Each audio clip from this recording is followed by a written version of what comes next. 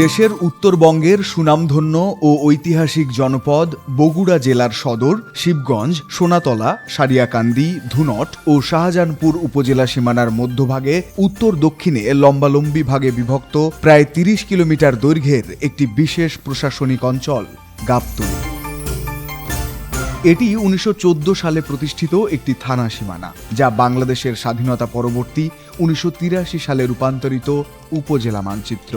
প্রায় ১১০ বছর আগে প্রতিষ্ঠিত গাবতলী থানা এখন গাবতলী মডেল থানায় রূপান্তরিত হয়েছে। তবে ঐতিহাসিক কালে গাবতলী নামকরণে রয়েছে গাব গাছকে ঘিরে এক অন্যরকম ইতিহাস।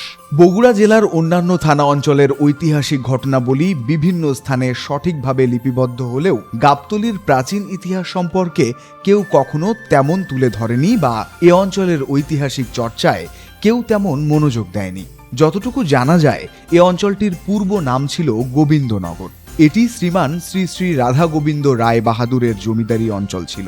তদানীন্তন পোলাদর্শী পরগনার অন্তর্গত দিনাজপুরের ফুলবাড়ি এস্টেটের অধীনে ছিল এই গোবিন্দনগর।